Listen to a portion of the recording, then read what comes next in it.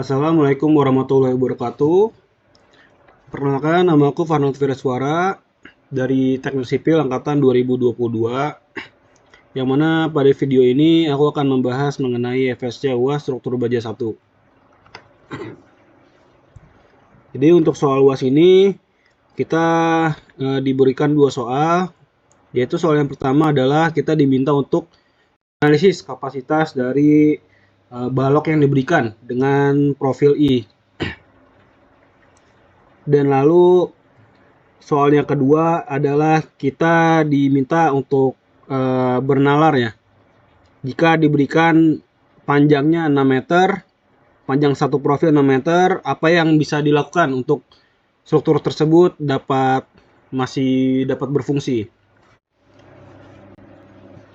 Oke, untuk soal yang pertama, awal-awal kita bisa identifikasi dulu data-data yang disediakan di soal, yaitu meliputi data tinggi H, lalu ada lebar B, TF, TW, L, LR, IX, IY, terus ada parameter CW, J, lalu di sini ada LB, yang mana LB itu adalah merupakan panjang satu bentang balok yang tidak terkekang.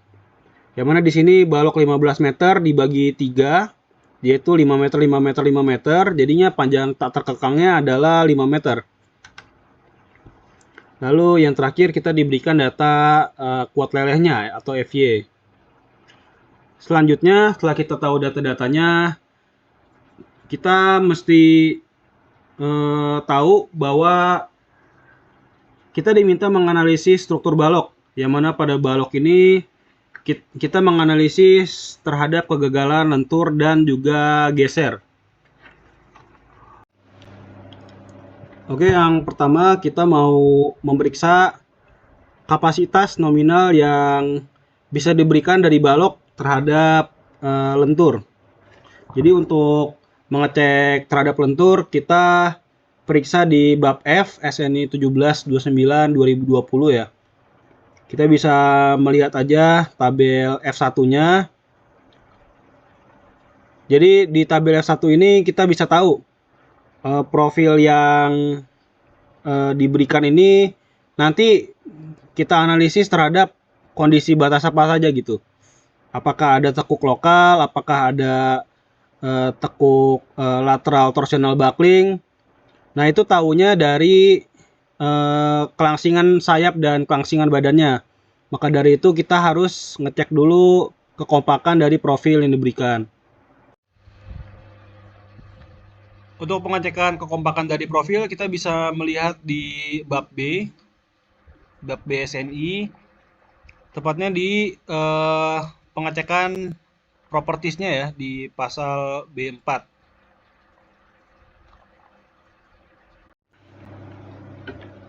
Sebelum itu kita harus tahu dulu bahwa struktur yang kita desain kan balok ya.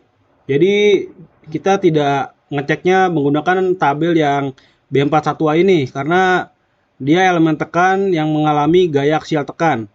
Tapi kita memeriksa di bagian ini ya, tabel B41B. Dia elemen tekan yang mengalami lentur.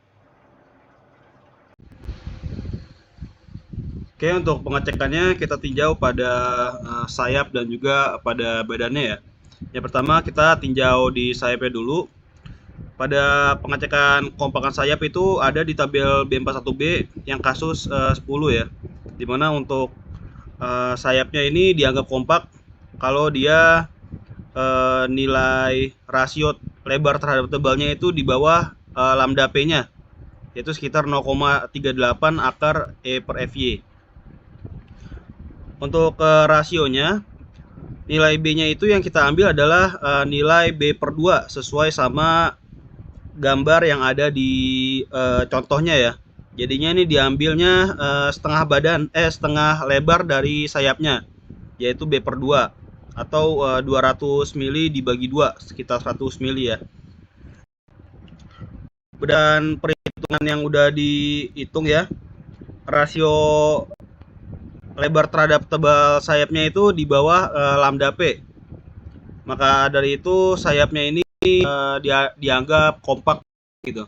Selanjutnya adalah pengecekan untuk badannya ya. Di badannya ini kita mengecek rasio tinggi bersih badan terhadap tebal badannya atau hakcil per TW. Untuk tinggi bersih badan itu adalah tinggi total dikurangi sama 2 kali tebal sayap ya, itu nanti jadi tinggi badan bersih, lalu dibagi sama tebal badannya, TW-nya. Dia dianggap kompak bila kurang dari lambda P, yaitu nilainya sekitar 3,76 akar E per FY. Karena berdasarkan perhitungan rasionya itu kurang dari lambda P, maka dari itu badannya juga dianggap kompak. Setelah itu kita bisa menentukan keadaan batasnya ya, karena sayapnya dan badannya itu adalah elemen yang kompak, maka dari itu kita pada pasal F itu meninjaunya di pasal bab F2 ketika kondisi kelangsingan sayap dan badannya kompak. Maka keadaan yang perlu kita analisis itu adalah keadaan Y atau lele sama lateral torsional buckling. Oke, untuk memudahkan perhitungan lebih lanjutnya gitu ya, kita lebih baik menghitung dulu data-data properties yang belum tersedia di soalnya. Yang belum tersedia itu meliputi AG, terus ada jari-jari girasi sama modulus penampang elastisnya atau SX-nya. Untuk AG kita bisa menghitung ya, dia tinggal 2 dikalikan sama luas sayapnya B kali TF, karena sayapnya ada 2, lalu ditambah sama satu badan ya.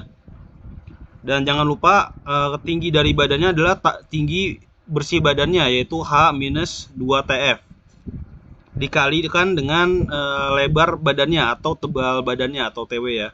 Didapatkan hasilnya AG sama dengan 13.026 mm persegi.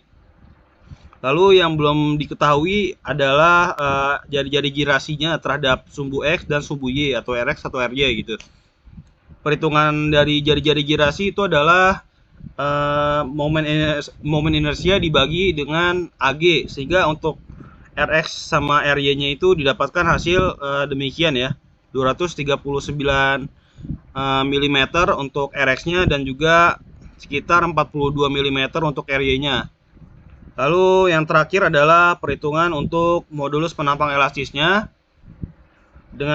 Karena ini profilnya adalah profil yang simetri ya, jadinya modulus penampang elastisnya itu bisa dihitung dengan cara IX per sumbu beratnya gitu. Kan sumbu beratnya karena dia simetri, maka dari itu bisa langsung tinggi dibagi 2 gitu, karena di tengah-tengah ya sumbu beratnya. Selanjutnya kita bisa menghitung kapasitas lentur yang bisa dipikul oleh balok ini. Dan berdasarkan pasal F2 tadi, di mana untuk kapasitas lenturnya kita meninjau terhadap keadaan batas leleh, yield, dan juga keadaan lateral torsional buckling atau LTB. Pertama untuk keadaan batas leleh, di mana kita menggunakan rumusan Mn sama dengan Fy dikali Zx, di mana Zx itu adalah modulus penampang plastisnya. Untuk menghitung modulus penampang plastisnya, rumusannya adalah luas dari elemen profil, yaitu ada badan dan juga ada sayap, dikalikan dengan jarak dari titik berat elemen profil ke sumbu netralnya. Jadi untuk menghitungnya kita bisa jadi dibagi 2 dulu gitu ya. Untuk yang flanknya, luasnya itu adalah B dikalikan sama TF. Terus ini jangan lupa dikali 2 karena flanknya ada 2 ya. Terus untuk Y1-nya itu adalah titik berat flank ke sumbu netral. Jadi untuk titik berat flank ke sumbu netral itu kan tinggal setengah dari tinggi profilnya dikurangin sama setengah dari tebal si flagnya. Dapatkan Y1-nya kayak gini ya. Lalu flagnya udah, terus kita menghitung untuk webnya. Sebenarnya kan kita menghitungnya webnya itu untuk keseluruhan web, tapi untuk kemudahan kita bagi dua aja gitu. Untuk webnya kita ngitung setengah web dulu. A kali A-nya itu, A2-nya itu adalah luas setengah web, yaitu setengah tinggi profil dikurangin sama tebal flanknya. Kita dapat luasan si web bersihnya gitu, dikalikan sama TW atau tebal webnya. Terus untuk sumbu berat webnya terhadap sumbu netral itu kita tinggal setengah H dikurangin sama setengah H dikurangin sama tinggi sama tebal flank. Kita dapat segini, kita dapat tinggi yang si biru ini, lalu kita bisa bagi dua, jadi dapat jarak antara titik berat setengah web terhadap sumbu netral. Jangan lupa dikali dua ya, karena kita menganalisisnya untuk web secara keseluruhan. Dapatkan nanti ZX-nya sekitar segini ya, 2863179 mm pangkat 3. Maka untuk kapasitas lentur berdasarkan kondisi leleh itu kita bisa dapat sekitar 715 kN ya. Oke, selanjutnya kita tinjau lagi terhadap kondisi tekuk torsi lateral ya, atau LTB. Dimana pada LTB ini ada dua syarat itu ya. Jika LB-nya kurang dari LP, dimana LB itu adalah panjang satu segmen tak terkekangnya ya. Kalau dia kurang dari LP, maka kita nggak usah menganalisis keadaan batas tekuk torsi lateral. Jadi kita cukup langsung pakai MP-nya aja gitu. Tapi kalau misalnya LB itu di antara LP sama LR, yang artinya LB-nya itu melebihi nilai dari si LP-nya ini, maka untuk keadaan batas tekuk torsi lateral rumusnya adalah ini, MN sama dengan CB dikalikan MP min 0,7 FYSX dikali LB min LP per LR min LP tidak melebihi dari MP. Benar, MP ini adalah nilai kapasitas lentur yang ditinjau berdasarkan ini ya, berdasarkan keadaan lelehnya yang tadi sudah kita hitung.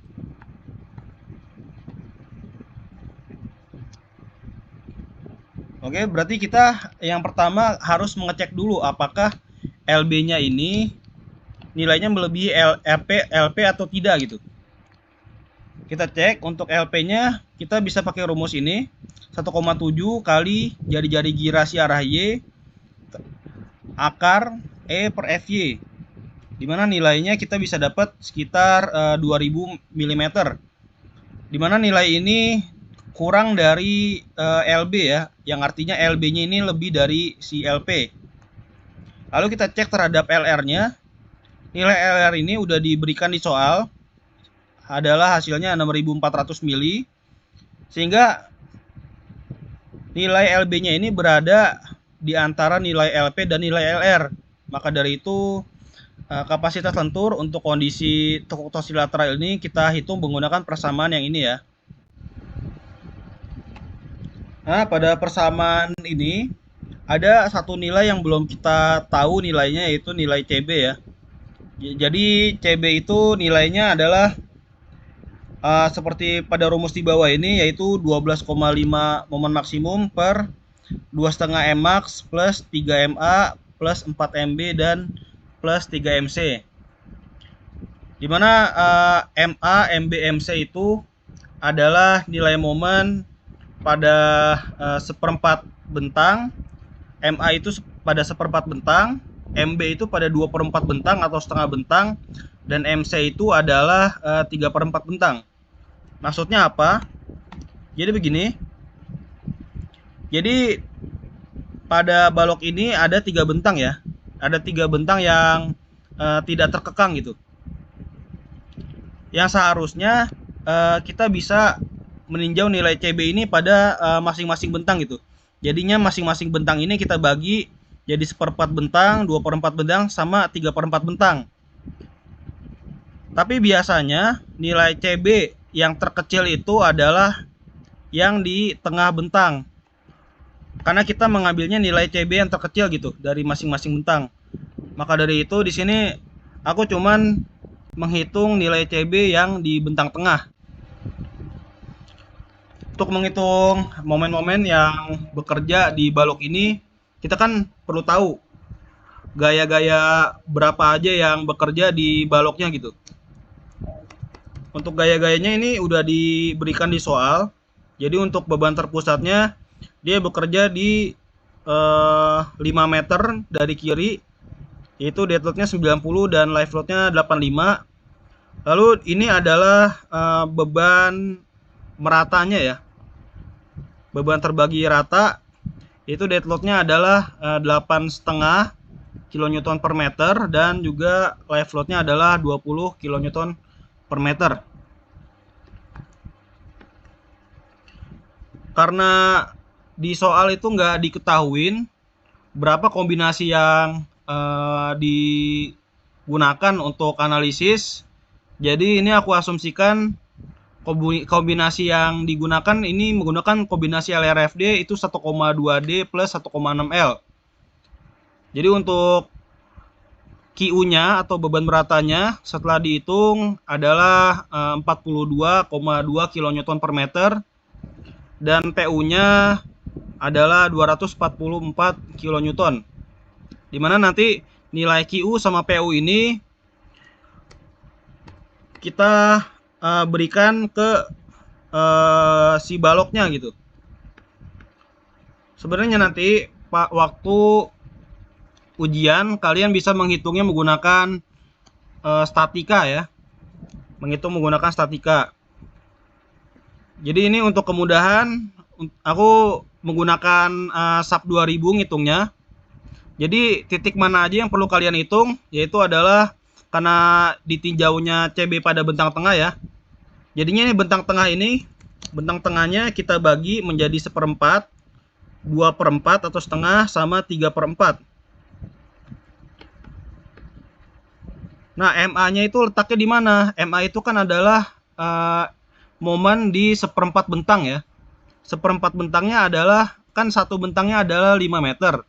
Berarti 1/4 bentangnya itu sekitar 1,25 meter. Kan bentang tengah ini mulainya dari 5 meter dari kiri ya. Maka dari itu MA-nya itu adalah 5 plus 1/4 kali 5 atau 5 plus 1,25 ya. Itu ada di sekitar 6,25 meter. Di sini aku ngitung menggunakan SAP, ketemunya adalah sekitar 1865,57 kN meter. Lalu nanti untuk MB-nya, karena dia ada di setengah bentang, maka dari itu kita bisa langsung aja menghitung. Jadinya 5 ditambah setengah kali 5 atau setengah kali panjang satu bentangnya. Itu letaknya ada di 7,5 meter ya. Hasilnya adalah sekitar 1796,88 kN meter. Lalu yang terakhir adalah MC. MC itu ada di 3/4 bentang ya. Jadinya kan dia mulainya dari kiri, 5 meter dari kiri, berarti 5 plus 3/4 kali panjang sebentangnya, atau 5 meter gitu. Dapatkan kita menghitung MC di titik 8,75 meter dari kiri gitu. Maka berdasarkan hasil SAP itu didapatkan nilainya adalah 1662,24 kN meter. Terus CB-nya bisa dihitung aja. Hasilnya adalah sekitar 1,044 ya.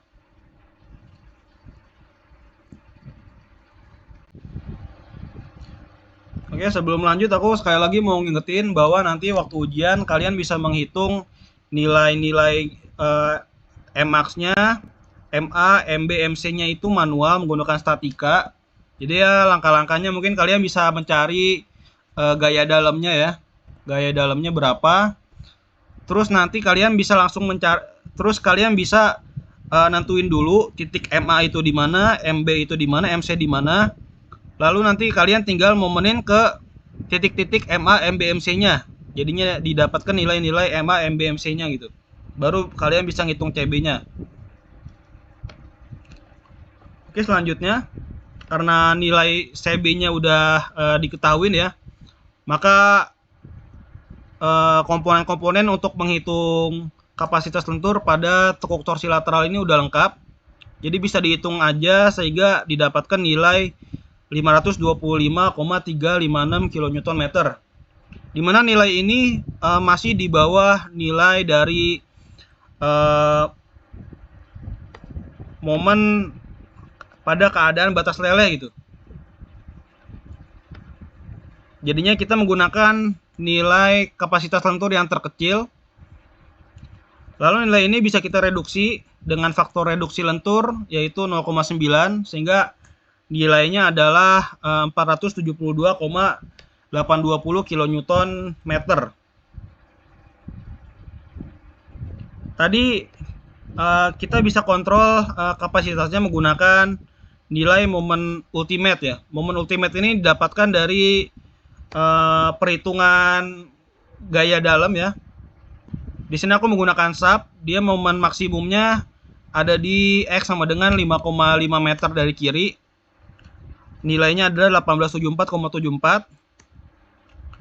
Jadi karena dia kurang dari bebannya, kapasitas kurang dari beban, maka dari itu profilnya dikatakan tidak aman terhadap kegagalan lentur.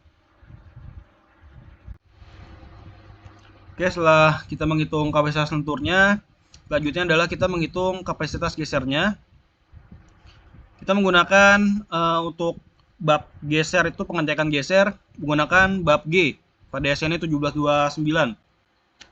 Di mana rumus dari kapasitas geser balok itu adalah 0,6 kali Fy dikali AW atau luas dari badannya atau webnya dikalikan sama CV.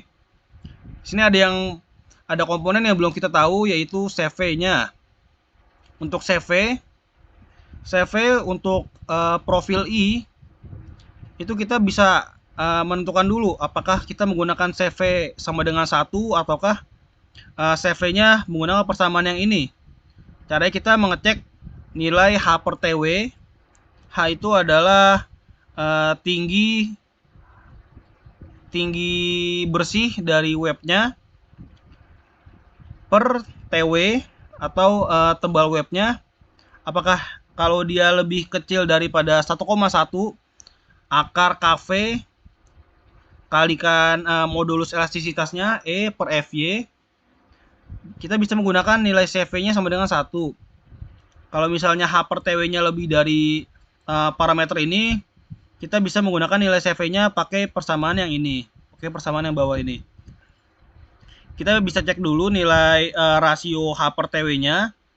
Kita dapat nilainya adalah 51,45. Nah, untuk menghitung persamaan ini kita kan belum tahu ya nilai KV-nya berapa. Jadi nilai KV untuk profil tanpa pengaku transversal itu kita bisa mengambil nilai KV-nya adalah 5,34. Karena balok kita ini pengakunya menggunakan adanya pengaku lateral ya, bukan pengaku transversal. Jadi kita hitung nilai parameter ini 1,1 ini didapatkan hasil adalah 71,897. Jadi kita tahu bahwa rasio antara H per TW itu kurang dari rasio parameter ini. Jadi kita bisa menggunakan nilai CV-nya sama dengan 1. Lalu yang belum kita tahu lagi adalah nilai luas badannya atau AW. Nilai AW sama adalah luas badan. Caranya adalah tinggi bersih dari badannya, yaitu H-2TF, dikalikan sama tebal badannya. Dapatkan nilai AW-nya itu adalah 6226 mm persegi. Sehingga untuk nilai kapasitas geser dari balok ini adalah sekitar 933,9 kN ya.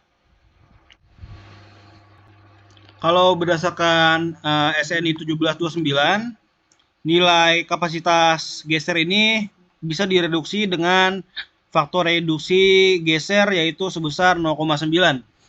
Maka dari itu kita menggunakan kapasitasnya itu adalah 0,9 dikali Vn-nya, hasilnya adalah 840,51 kN.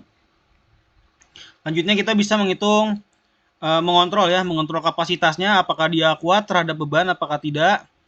Di sini untuk kontrol kapasitasnya, nilai V ultimate-nya kalian bisa menghitung menggunakan statika seperti menghitung nilai CB tadi. Tahapannya yaitu menghitung dulu reaksi perletakannya, terus menghitung nilai gaya gesernya berapa. Aku menghitungnya menggunakan SAP, jadinya didapatkan nilai VU-nya adalah 479,17, yang mana nilai ini lebih kecil daripada kapasitasnya. Jadinya secara terhadap geser itu profilnya aman gitu. Lalu untuk menentukan apakah secara keseluruhan profil ini aman atau tidak, kita menggunakan kombinasi ya. Jadi mengecek kapasitas penampak terhadap kombinasi kuat geser lentur. Caranya yaitu jadinya beban ultimate dibagi sama kapasitasnya. Jadi yang pertama adalah geser, beban VU geser terhadap kapasitas gesernya ditambah sama momen ultimate dibagi sama kapasitas lenturnya.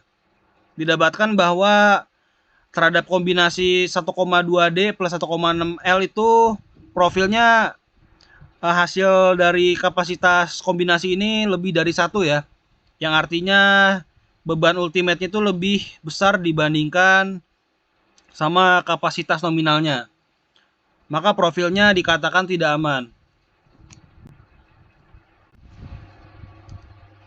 Yang terakhir, soal kedua adalah jika tersedia profil baja 6 meter, apa yang saudara lakukan agar struktur tersebut dapat berfungsi? Jadi di sini sebenarnya aku juga kurang paham maksudnya apa. Jadi aku interpretasinya begini. Kan kita memiliki balok dengan bentang yang tak terkekang itu adalah sebesar 5 meter ya. Jadi mungkin saja dari pembuat soal itu meminta kita untuk bernalar gitu. Jika profilnya yang tersedia adalah 6 meter, bagaimana caranya untuk membentuk balok dengan bentang 15 meter ini? Jadi jawabanku cukup simpel, yaitu masing-masing profil itu dipotong sepanjang 1 meter agar menjadi profil dengan bentang 5 meter. Lalu profil dengan bentang 5 meter itu disambung sehingga membentuk balok sebesar sepanjang bentang 15 meter. Mungkin sekian dari video FSC UAS kali ini. Aku mohon maaf bila ada kekurangan dalam penjelasan. Assalamualaikum warahmatullahi wabarakatuh.